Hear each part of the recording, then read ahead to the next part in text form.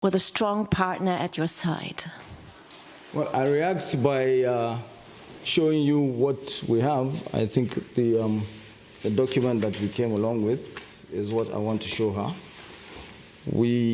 What we've done is we've articulated what our Constitution says about religious freedom, what our federal laws say about religious freedom, and, no, not this, it's inside, no, this. Nigeria's constitutional commitment to religious freedom and rule of law. All the answers are in there. And this is what guides us. And this is what shows that it's impossible for there to be a religious persecution that can be supported in any way, shape, or form by the government of Nigeria at any level, be it federal, be it regional, be it local.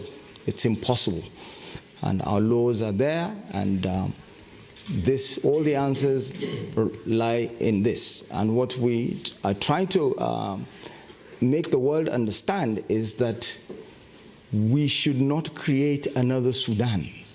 Nigeria has a population of 230 million souls. It's the largest democracy on the African continent. It's the largest country on the continent.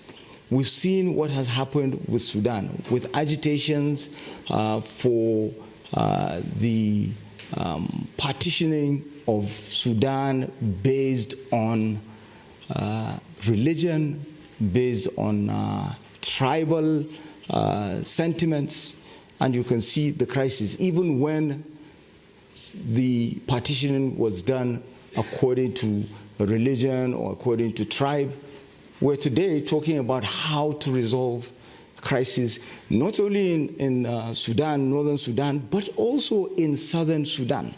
So it's important. And who gets left behind to work towards resolving such problems? It's us. It's the African countries. It's countries like Nigeria that is a member of the African Union's Peace and Security Council.